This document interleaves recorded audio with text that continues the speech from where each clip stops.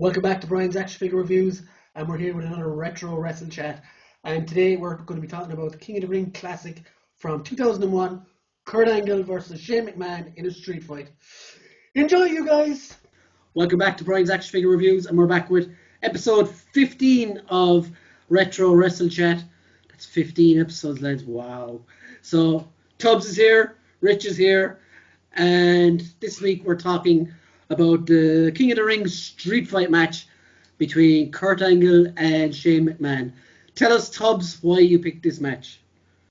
Well, of course, I picked this match because it is, from when I remember looking back at it, it's one of the best matches I think I ever laid my eyes upon as a young wrestling fan. Couldn't believe what I was watching when I fucking saw it back in the day. But I just wanted to kind of look back at it as we do on the show. You know, years down the road and kind of see it as it landed, the way it did as we were when we were younger. But yeah, this match is basically, it was set up with, I don't know if you remember, Kurt Angle was. I watched the build anyway, so. Kurt Angle was he was still in the very much in the mix of the, excuse me, the three eyes persona. Sorry to interrupt. COVID cough you just got there. Oh no! That's just dry throat, my friend. But just double checking. But yeah, he was very much up in the three eyes persona. Even this was like pre-shaved head and everything, like, you know. But it was. Do you remember he was redoing his Olympic gold medal win, and Shane McMahon was running WCW at the time, and this kind of kicked off with like Shane McMahon just being like a brass upstart, kind of like just roiling his feathers and shit, but then, you know, taking the first kind of verbal jabs at him, and then Angle kind of like gets pissed and takes the first physical jab, and then it kind of like cascades into Shane trying to one up him the entire time, kind of like sneak jobbing him the entire way up. So this match kind of came about and built a rivalry that kind of built into somewhat of a friendship with these two guys outside of the ring years later. But yeah, this match kind of came to its breaking point at King of the Ring in a street fight where these two guys just like literally wanted to kill each other, and Angle had wrestled two matches previous. He beat Christian and lost the edge because of Shane, wasn't it? And Shane interfered and cost him the King of the Ring as well. So this, by the time they got to this match, the heads had boiled over. Like, it was just they were going to murder each other in this fight, like, which I think is brilliant. They kind of, the story arc in this entire thing, man, even bleeding into the match, which is what we talk about kind of constantly on the show, about like stories not being kind of built the way they are, or the way they were back then, now in today's product. This was for me, this was top notch, like. So, get into it. Rich, you start off with the opening of the match when Angle pretty much takes it to Shane from the opening bell. But first thing off, before I even get to that, like, see, like, because obviously this is what, like, 2001. 2001. Yeah. So, like, my memory of fucking back then is just, like, haze the fuck, like, when it comes to matches. So, like, as soon as Here Comes the Money comes on, I'm instantly just like, oh yeah, I can't stand this fucking dude. Straight off the fucking back, I was like, I can't stand this dude. Like, this dude's a fucking chump. No fucking coming doing his little fucking with his like, and it's like, nah. Yeah. And then it's like when like Angle's music came off, and I'm like, oh yeah, he doesn't suck right now, does he? Because they're not doing like the "you suck" chant kind of thing. And I'm just like, oh yeah, when he has hair. These are things that we've talked about, you know, when we watch like when we're watching like current wrestlers right now who've changed. And then we did like, I was saying like Brock Lesnar, like, where's like Paul Heyman and stuff with him and all that kind of shit. And you're like Eddie Guerrero, like all fucking roided up kind of thing. It's things that you forget about these wrestlers. So going back, I was like, oh yeah, Kurt Angle had fucking hair, and no one's shouting "you suck" yet. I was like, all right, this is a bit like totally forgot all about this. Because even when Kurt Angle came back of like recent time, and everyone fucking loves him, it was still that kind of fun thing to still shout, "You suck." Yeah. Loves him. So just hearing him come down is not happening. I'm like, man, that's fucking weird. Like, in my head, and I was sitting here at my dinner, I'd been like, "You suck." I'm like the only fucking dude doing it, kind of thing. But man, like it was good. Like they had fucking beef, and like from the second the fucking got in the ring, that was just kind of like they went for it, which was generally needed. Kind of thing, and just fucking like I was sitting there watching it because obviously quite a lot of suplexes at the start.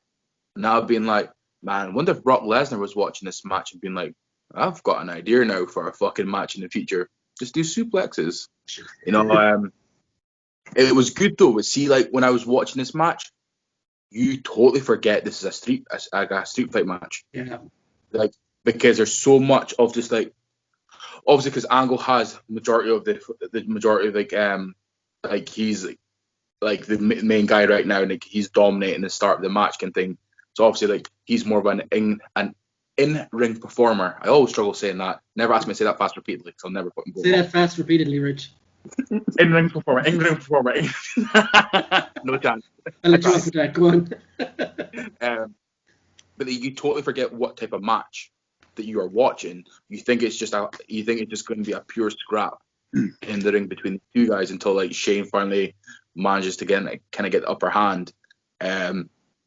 Some questionable moments in this, as good as a match it was. There were some very questionable moments that I will say we'll wait to see what you guys say. Then obviously I'll bring in that kind of info. But for me, it did take a while for the type of match it was. It was a slow. It was fast paced, but then it was a slow burner to actually get into a street fight, because obviously Angle is more like the Olympic hero. With just bear in mind, remember the fourth eye. Ingenious. Genius. Oh man, I fucking had a good laugh with that. Like, he's coming down with the fourth eye, and I'm like, what the fuck's a fourth eye? Kind of thing. I mean, like, I've got a third eye. I know what that is, but like, what the fuck's a fourth eye? I mean, like, is this the fourth eye? Man, like, who the fuck knows? Who the fuck knows? Oh, there's no skid mark stains there. But anyway, but like it was a good performance. But like you say, to me, like you're saying that this is a street fight. This is a street fight. I thought like if you're that aggro with somebody, and you know they fuck you over to win, it would be 2 years in a row for King of the Ring for Angle if you won. You're gonna be fucking pissed off. You know you're gonna go straight for the fucking kill, and then you're gonna go fuck him up. Yeah, you're going to use your wrestling skills. I totally understand that for the type of wrestler that Angle is.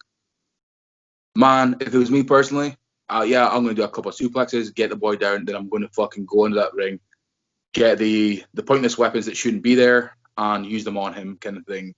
But now, like, it was a solid start. I'll give it that, but it did take that time. It felt like the match was there were like 3 stages of the match.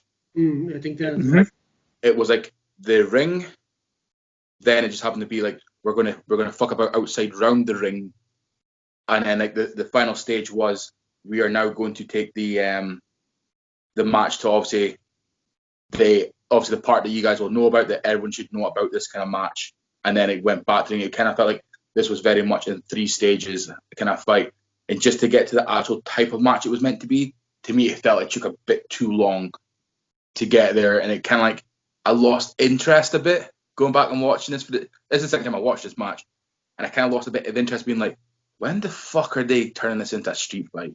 The thing is, was a half an hour, like maybe 25-minute match?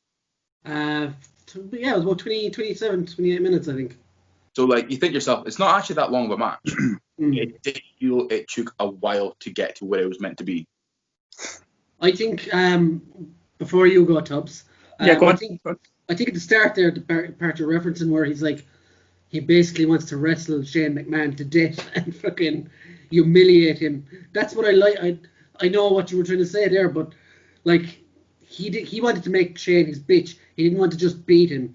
Like the whole lying down and said, "Come on, try and take me down," was fucking brilliant. And Shane, like, how quick did Kurt Angle reverse that the first time?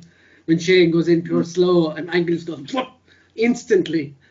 And like, I don't know about you guys, but when I see him bending down or whatever, I was like, just kick him, Shane. Just kick him as hard as you fucking can. And then he learned it the second time. Like that was, I thought, whoever put this match together should get some whatever. So we should get some praise here because I think it was. I know it might have felt a bit long for you, but me personally, I think it was really put together well, and it kind of it rose as it went along, kind of thing, and plateaued at the top, which is what you exactly want. That from my opinion, anyway. So you, Tubbs. No, I was saying as well. It's like I agree with you on that one, Brian. Because for me, when I watched this match, it was like, as I was saying about the blend of storytelling, it's not very often you get a match that blends promo and build and then bleeds it into spots throughout the entire match. And I felt this entire match did that. And it goes back to, you got to take in it like this was the third match in Angle's third match of the night. So, even like you saw him make mistakes in the match, like that he probably wouldn't make in a normal match. And it was, because he was already tired. But the thing, I think, if you remember as well, I clocked it. It was 2.5 minutes into this match, Rich. Shane busted Kurt open.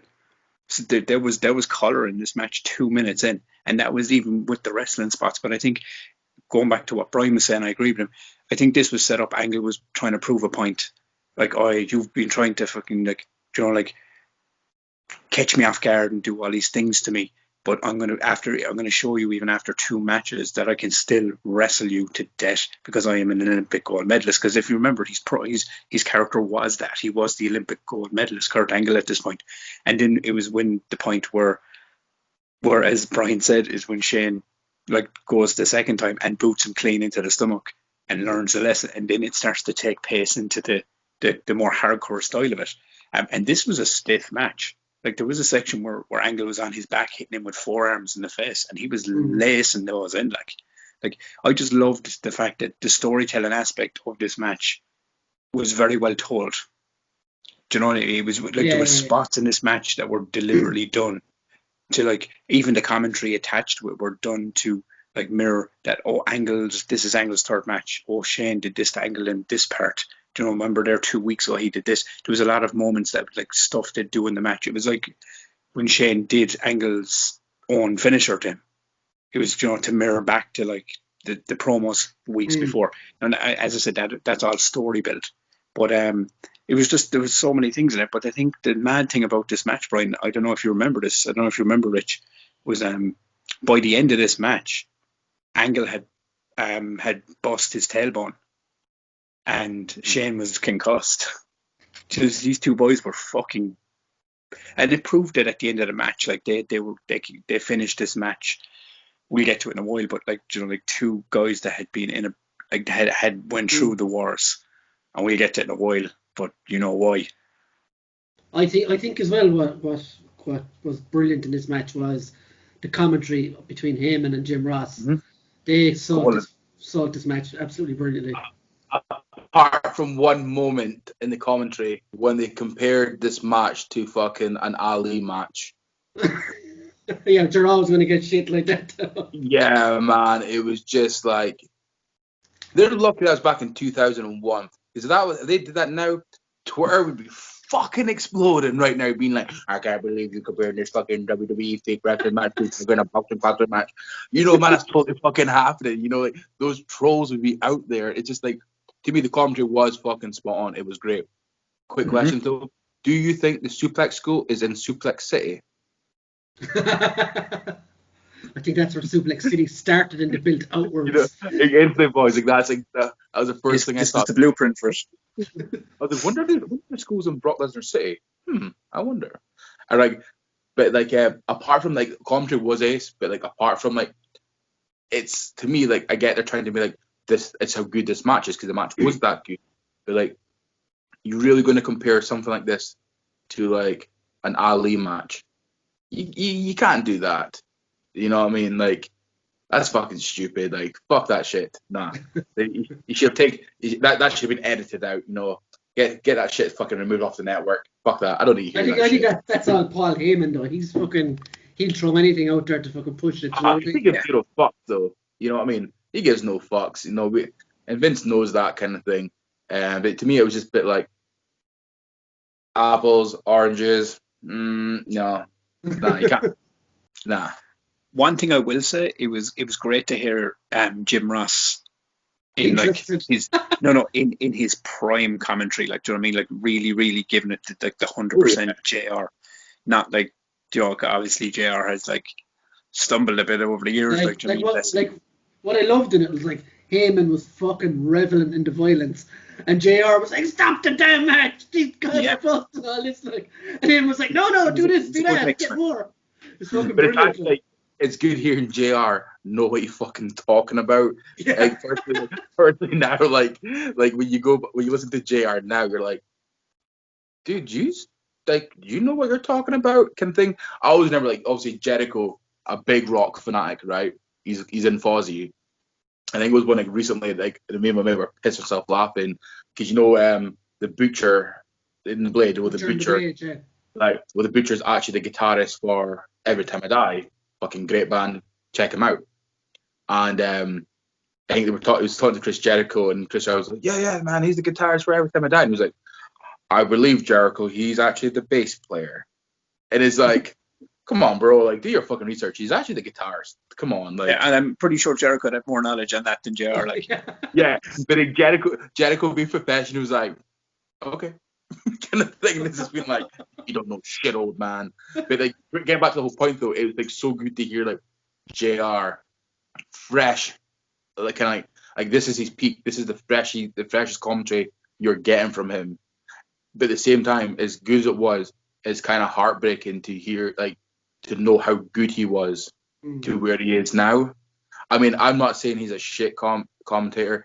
The dude's battling demons. You know what I mean? Dude's got a good few demons in his closet that he's battling. You know, like, obviously, like, his like partner passing away. Like, obviously, like, the kind of like his body, like, with all the hurting he's doing as well, like, mentally and physically.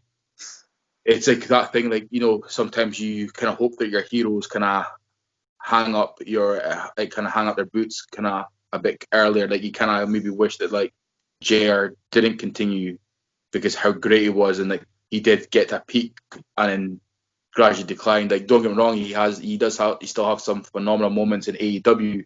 Like, I won't take that away from him. But like, see now, like JR's shit now, man. It's straight up. It's the Undertaker argument, man. yeah, I mean, you don't want him to go full Hulk Hogan on it, like. Yeah, 100%. I mean, like, it's, I don't know, man. It's just like, you know, like, here's a great example. You look, if you're listening to Metallica, you're a fucking creep. Like, when you listen to things like like the Black Album, Red Lightning, Master Puppets, you're like, these guys are fucking solid, and you're like, this is great. And then there's Nickelback all the way, Rich. and then there's a Tubbs has been delivered. this is how I remind you. Anyway, But like, we then went they Nickelback, so we went too far. but like they take out anger, and then you're getting remembered for the shit. You know, you start to kind of, because it's the freshest thing. You're reminded for all the kind of the shit content, but not the greatness. And I kind of feel like that's maybe somewhere that JR's kind of slipping into now. You know, so yeah, like I totally agree with you, Tubbs. Like, how, like, the commentary was phenomenal, but it just it reminded me more of how bad JR's becoming at times. That just reminded me of that, and I was a bit like, oh, well, this sucks. It made the commentary suck a little bit more, knowing where these boys are now. Like, Paul Heyman, like, dude's gonna be able to talk. The dude will still spit out a fucking great promo from his fucking gravestone. Do you know what I mean? Like, I assume when you get, I can imagine when you go to his gravestone, you push a button and it'll be, ladies and gentlemen, my name is Paul Heyman, kind of thing. You know what I mean? So that's going to happen. But like, it How cool would that be? I don't know, man. Oh, dude, it would be so fucking cool, man. You'd go and record that as your fucking your answering machine. Okay, like, we're going way off track here. Let's go back to the match. We're always going way off. That's our thing. So, what did you think of Shane McMahon, lads? Because, like, hate him at the moment, right? Like, the first thing I thought when I seen him getting ready to do all these fucking dancing shit, I was like, oh, I fucking hate this. But then when he was starting, he actually connected with Angle a lot with his punches, whereas now he just looks like he's punching air when he's fighting like AJ Styles and whoever lately. I thought he was a lot better than I fucking remember him to be. I remember looking, or even more so, looking back at this, and a lot of people look at Shane McMahon, because he obviously, look over the years he's been remembered for the crazy stunts he's done, like all it, and that's kind of. But I think a lot of people kind of remember, like, the Steve Blackman fall at SummerSlam where he fell off the scaffolding, and they jumped in down off on top of the Big Show again after those massive heights.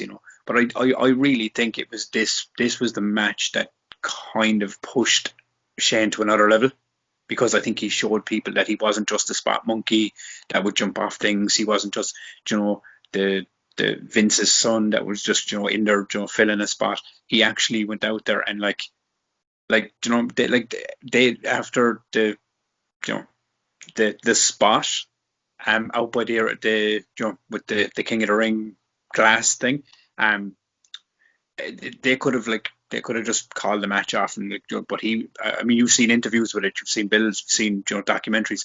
Like, he was adamant about it, and it just goes to show, even with Angleman in this match, like, his tailbone went midway through this match, and you could even see it even when he's trying to walk and he's trying to do the suplex. And I think that's another reason to why one or two of those suplexes didn't work, was because there was no power coming from him, because he was so in pain and hurt at that point. But it's just that never die mentality from pro wrestlers, man. Like, the show must go on. I think that's the thing. And then for me, Shane is one of those wrestlers that, like, he's not a trained wrestler. People forget this. He's not a Kurt Angle. He's not a Chris Jericho. He's not. Isn't he though? No, he he's isn't though, man. I agree, but I disagree with that. I got that point you're making there, because he would have had to been trained to go in that ring. So he is. What I mean about that, he is a trained wrestler. But he's, like, when you look at Shane McMahon, you don't think traditionally trained for the ring. But that's because of the way he's been presented as an athlete. Of course, he's he 100% trained. No. You look at him now, like, and this is, I mean, this goes back to what your point says. You look at, like, when he wrestles nowadays, like, he has trained. Like, obviously over the years he's trained in the ring. He's had wrestling training. But back in those days, the early, like, late 90s, early 2000s, like, he had to have been trained to take a bump and know how 100%. To be in the ring. But he was never known for being technically great, technically sound. He never had, like, the best punches, but he always brought. I've always said it. You watch a Shane McMahon match, regardless of anything else he does in a match, and you will always remember a spot. Regardless, So what I remember, and I'll tell you what he wasn't trained in: pulling off a fucking sharpshooter. So you mentioned spots, Tubbs. Yes. This brings us to the worst spot round. And Rich, I'm gonna let you have this one first. Right. We're gonna go with the poorly executed sharpshooter. Is that just one for you? No, bro, I'm just getting warmed up. I'm just fucking getting loose and shit for this one, The Kurt Angle, I think it was 2 tap push-outs, 2 push-ups out of the fucking out of pins. It's like he's like Shane's way to pin him is kind of early on, and he almost does it. He kind of, like, from what I remember, it was almost like a Charlotte Flair fucking kind of grab push-up thing. So that, his chest comes, and Shane's just like, 3 times he did it, like, kind of thing, and then he goes back down. So I think he gets like a thump to the chest and he goes back down. First off, like that. Once again, I'm kind of going back to whatever fucking match we watched, and I was fucking complaining about, if you're gonna hit me, then I fall down, you pin me, then you get, and you're gonna kick me again, and you're gonna pin me. It ain't gonna fucking work. So then he goes for the second pin, and same again comes up, and he thumps him again. The pin doesn't fucking work. I'm just like, dude, he's clearly not gonna fucking just like tap out from fucking just getting a punch in the fucking the chest kind of thing. That's not going to get you the 3 pin. So fucking move along. So that was another one. And what else did I not like? Do you know what? I don't know why. I think it's just because it didn't suit him. I know why he did it, and I know why other wrestlers do it. I did not like when Shane did the fucking ankle lock. No, it looked wrong, didn't it? It looked wrong. So to me, I totally get it, like, why he did it, because he wants to beat Angle with his own finisher. I fucking get that. I'm not an idiot. Well, I am, but I totally get that. right? It's okay. We don't mind having idiots on the show. Hence why we got Tubbs on the fucking show. That's why. But it didn't look fucking right. Am I the only person who felt that? Like, I think though, when someone tries to do someone else's finisher, it always looks off or but his fucking angle, wrong. but his angle slam didn't look that bad. Yeah, his angle slam was really good actually. I like the way he actually jumps with it. Yeah. So like, I mean, like that looked good. So there's no excuse for the which would have been harder in all fairness than the fucking angle lock. No, I don't know if it's just like it just didn't look aggressive or he just wasn't really fucking like. When you see like angle, you sometimes can like fucking drag your leg about a bit. It didn't look good. Slightly disappointed on the lack of street fight. Man, like this was still the Attitude Era, wasn't it? Or are we in Ruthless Aggression now? Kind of between both, really, wasn't it? Between both, right? It's kind of like, take that shit backstage. Take that shit fucking through the crowd. You know, just give him a little bit kind of more like, I don't know, I'm kind of thinking I want folk getting rammed into the fucking steps and like put through a fucking commentary table. You know, I'm not asking for much. I'm just asking for the shit that you do on a standard Raw and SmackDown fucking taping during a street fight. This is where Tubbs basically go, Rich, can I just interrupt for a second? I don't agree with this. Well, you know what? Shut the fuck up, because this is my moment, right? I can see it in your face. Check it. Like, you zip that shit up, kind of thing. Like I talked about the pacing, and like, I kind of start off with like I did forget that it was a street fight, and but when it kicked in, it was good. But it was just that kind of slow burner kind of thing. Yeah, I mean, like I guess that's my fucking downvoting points, I guess. Okay. Tubbs. No, actually, I'm going in case you rob mine. All right. Look at Tubbs. He's almost like on the verge of twitching. You just see that eye kind of like. He's waiting to explode. Okay, so I'll just take one, so you can go off then. No, walk away, dude. I absolutely fucking hated that shooting star press that Shane McMahon tried to do. That looked good. He took off and the execution was good, but the way he landed, what the fuck was was the bin thing there? I don't know. I think when the bin flipped, it kind of like caught him a bit. Because He when he was doing it, I was like, dude, see if he landed that would have been fucking badass. Yeah, the idea was great, like, but I don't know, the way he landed just looked so. And there was a DDT as well, like, I don't know, was it Shane or Kurt? Swinging DDT. Yeah. Yeah, the turnbuckle. Yeah. That was sloppy. That was sloppy as fuck, man. Yeah, and the whole Kurt Angle getting bust open every 5 minutes and then instantly being bloodless. I was like, what the fuck? Does he not bleed or something straight away? I don't know. There's a few little bits that threw me off, but there's nothing major. So go on, Tubbs, before you explode. It's as long as I've seen Tubbs going quiet, and I feel like he's a way to break. No, man, I'm just letting you chat away and get your points across. So go for it, Tubbs. Tell us, Tubbs. My least favorite spot of this match was when Kurt chased Shane out of the ring. He chased him around the ring, and then he jumped up. Shane jumped up onto the barrier and goes to do like a diving back elbow, but literally like they mistimed it, and it literally looked like he just like landed his back on his fucking chest. It looked really bad.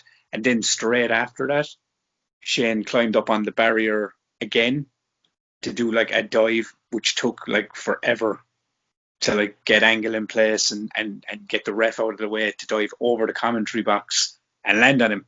They just looked really bad. Like they was just like that, as you were saying about slow pacing. That for me was the slowest part of the match because of it's just it you know, setups, like massive runs around the ring to set up a move that should have like probably been cool, that like really didn't work, and then 2 seconds later kind of to do another one. Like I think like Shane McMahon, and the one thing that was missing in this match for me was Shane McMahon's diving elbow from the top turnbuckle through the table. I was like, oh, he didn't do that. Oh, and to your point, Brian, on the shooting star press, the reason he landed on the the trash can was because he had hit Angle with it 3 times and then put it on his chest to land on Angle. Oh no, I get that. Yeah. But I think he did land awkward on it. I don't think he got the center of it. I think he landed more on the side and crunched over on it. When Angle, the bin moved, when he went to land on it, it looked like the bin was more on his side. I know the setup and stuff. Just the landing was fucked. Yeah, I think he was obviously he was supposed to land dead center, but I think he landed more to the side and it looked a little off. But I think the shooting star press in general looked fantastic. Like, he got full extension on it and everything. He really does. He really does a good one. Like, his shooting star press is a very good version, you know.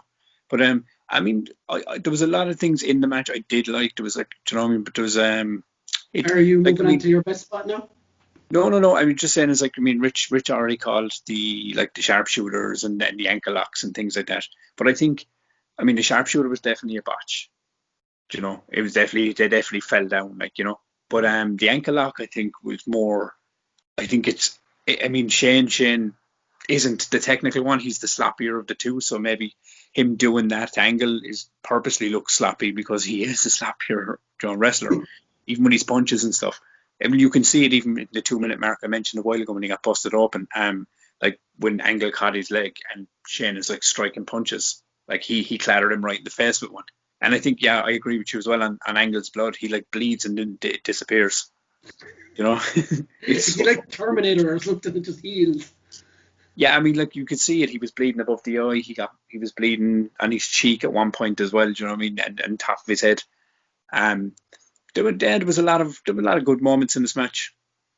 You know, there was obviously some bad ones in it as well, but they were the two for me mainly that I was kind of going, I don't like those.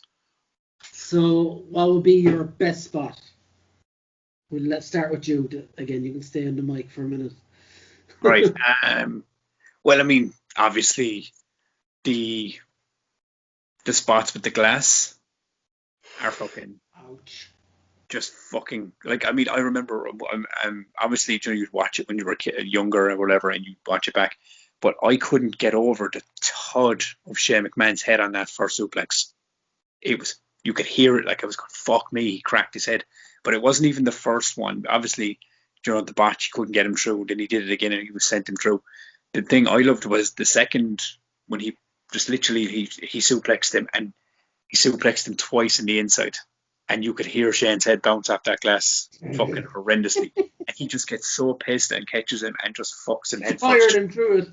And it was the second angle they showed where Shane just comes flying out, man. I just thought it was such a good fucking angle to have, like. But the thing I didn't fucking realize, because obviously when you watch these things years later, it was like, you know, because you've watched wrestling for years, Rich and Brian, you tend to kind of like understand the tricks behind the trade. You know, it was like the glass isn't real in WWE. This was fucking real glass, man. Like, you looked at it and you were kind of going like, or if it wasn't real glass, it was fucking, you know, it was hard plastic or whatever the fuck it was. But my God, man, it shattered into a million pieces, whatever the fuck it was, anyway. Yeah, and these guys, they both got cut up off that fucking glass, like. But it was that spot I loved. I loved that spot. But there was fucking, the spot I really, really did love was the ending. That angle slam from the top rope was just fucking horrendous, like. And do you know something? He couldn't have landed it any better. Like, he literally, the two of them hit the fucking ground, you know, and it was all done and dusted. But yeah, those two are the main. I mean, they're the spots everyone remembers, but I think they're remembered for a reason.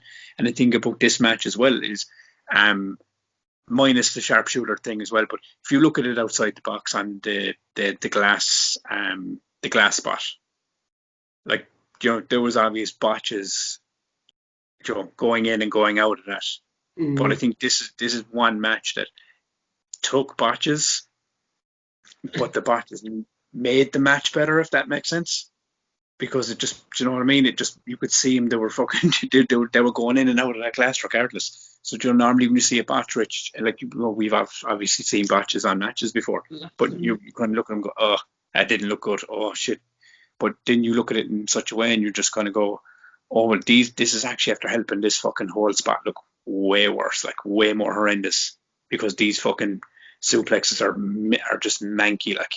That's for me is what I was saying. Oh, this is when you look at like, oh, these batches are actually making this look fucking class, because it just looked fucking mental. But yeah, those two were my main spots. There's other ones in there, but they're like, we get them or we Okay. watch it back, whatever. My two spots, like the whole part up there, the whole section, like even when he smashes Shane's head off that fucking thing up in the ramp as well, was vicious as fuck before he puts him through the glass. But one thing I noticed from the glass thing that I didn't notice the first time I watched it is, when he throws him the first time, and straight away you can see Angle on the ground looking over, and he's talking to Shane or talking to the ref. That's something I never spotted before. And you could tell, like, fuck, ref, fucking up here. But yeah, the second time when they mess up twice inside, and Angle's like, no, what, fuck this, and fucks him through it. I was like, yeah, glorious, man. Like, I'm not gonna lie, like, that was a great moment, but I forgot the ending. So when I see him baiting him with the wooden plank thing, I was like, what's going on here? And next thing, he climbed up on top of it, and that couldn't have been any more than a meter long, was it? And yeah, he actually stood on the top rope with that and Shane, and like, I've seen this before, and I fucking genuinely popped for it. Like, I was like, yeah, straight away. Like, so that was my best moment of the match by light years, and that's good considering what already happened in the match. So, Rich, what's your best moment or moment? Same as you boys. It was the two highlight moments of the match. Obviously, the whole fucking like the main highlight was the fucking angle slam off the top rope. Like, just because obviously this move is dominating as it is just from base of the ring to be up to the top turnbuckle and then doing this. Like, see if Shane was to like kick out after it, you would be like, well, clearly Angle's lost this match then. You know what I mean? Because this is back then when a finisher was used to finish the match. Do you know what I mean? So like, and obviously he basically went Super Saiyan on a fucking angle slam kind of thing. Did, like. Yeah, like that was fucking Super Saiyan like angle slam, right? If someone was to kick out of that, you would have been, oh, how raging would have you been? Do you know what I mean? The move would have been ruined. Yeah, like it would have. That match would then be that you would remember that match has been a shit match now. But like, to me that was just amazing. Same as you, Brian, when he was doing it, I was a bit like, the fuck's he doing? Kind of thing. And you're like, I'm like, I have no idea. No, you don't think about it. You're like, he's like going, is he going to do an angle slam? Like, nah, he's not going to do an angle slam. Like, that's not Kurt Angle's kind of style. Nah, not at all. But that was cool. The whole suplex thing at the fucking Titantron, like, I totally get it, man. Like, in my head, I was like, wonder if the guys who like put like New Japan shit together, I wonder if they did that to fucking them. Like we're going to provide you good quality materials, so if you get your table, it isn't going to break with a power bomb. It was like, wonder if these guys did the glass installation for them. And you know what I mean? Like, it's like, oh, by the way, this is like riot shield proof fucking kind of glass. Like, it isn't going to break. You know what I mean? It was like, see, to me, like, obviously did the first time, and like, he didn't go through it. It's like, you're like, cool. Like, obviously, it's written in the story that Shane's meant to go through. But what I would have probably just done then is like taking him a little bit away, beating him up more, then kind of like suplex him back through. It was just a bit like it was it was right after each other, and I was a bit like, look, I know what you're trying to do, kind of thing. And the same like when he tried to do it again when he was in the inside part. He does the two suplex and he's just like fuck it. It's like, because you can tell like he is fucked and Shane can't take any more, really. And it's just like, I'm just gonna throw you through. But then what made me enjoy that more was like it didn't happen. What in my head I was like, right, he didn't go through with two suplexes. Could you imagine if fucking Kurt Angle, it's like I'm gonna ram your head through it and it didn't break? How fucking sure would have that been?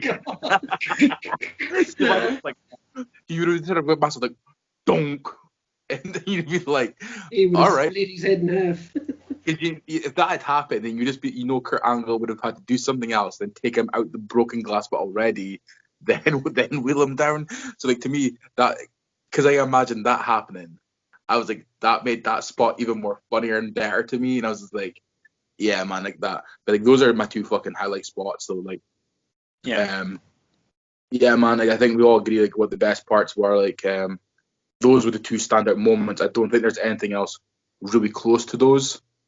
There was nothing else like spectacular that came near those two moments. So yeah, Final score, Rich, out of 10? I'll give it an 8. Excellent stuff. Tubbs? I'm going to give it a 9.5 because I was thoroughly sports entertained, my friends. Very much so. I'm going to continue the upward curve, and I'm going to give it perfect score, 10. Because of all the matches I've watched on this show, this is the first one that literally made me jump out of my seat when Well, where's that in rank? That would put us at 19.5, 27.5. So joint second with Brett and Austin and Edge and Foley. Joint third, actually. So who's number 1 and 2? Number 1 is Omega versus Okada with 29. Number 2 is Owen versus Brett with 28. Mm-hmm. And number 3 is that match. And AJ versus Daniels versus Joe. And yeah, that's it. So yeah, it's in the top 5 anyway, guys. Fair. I still, I like, you know, as I said, when you watch something back years later, it still landed really in that like sweet spot for me. Yeah. Like it was genuinely a match that like I was going, oh, I still love this fucking match. Genuinely fucking a good match from start to finish. As I said, you know, it's very hard to find a match that is 100% perfect, you know, all the way through. Maybe Brett and Owen, because that was fucking nearly flawless, to be fucking fair. Like, but you know what I mean. But it's just fucking so good. Like, but I think this, if you look back at it, man, as well, like this match, like pushed Angle to another level. Like you know, it really did, because if you look at it, this match, I think it was designed to do that as well. Because if you look, Angle, that was his 3 matches in one night, and you know, came out of it the winner at the end. And I don't think this hurt Shane in any way. I think this, if anything, this made Shane a bigger attraction as well. You know, so this match was very viable and very helpful for these two guys' careers. Like, so you know, a lot more came out of it than what should have maybe. So, Rich, what fun have you in store for us next week? Yeah, Come on, Rich. Fun is the key word, boys, in this one. I am taking you back to 1991. We're going back a bit. Not that far back, but back a bit. I'm done with WWE. I'm done with it. I'm so over it. So we're going back to the days of WCW. You've got the year, you've got the brand. Can you boys guess anything with my cheeky smile? Sting, Flair? Well, Sting is in it. But so are quite a few other folk. Any guesses? This is like fucking War Games or something like that. Nah, man. Like, I love War Games, but nah. Horseman. No, I can see on his face right now, it's like probably some pool match or some shit. Are you ready for this? Go on. My friends, we are going to visit the Chambers of Horror match. Oh my. We have El Jandy, Sting, and the Steiner brothers versus Cactus Jack, Attila the Butcher, Diamond Stud, and Big Van Vader. I would have never thought we would be watching Abdullah the Butcher on our show. There we go. Yeah. Guys, I've been waiting to see your faces when I was going to announce this one. So, guys, we ran a little bit over time, but that's fine. Next week promises to be interesting. So, stay tuned, guys, and don't forget to subscribe and drop a comment below what you think of the Kurt Angle versus Shane McMahon match. Brain fart. It's been a long day, and it's really, really fucking hot. So, guys, thanks for watching. Don't forget to get in your subscriptions, your suggestions for next week. Also subscribe. That's what I was thinking. So see you there, guys. Bye.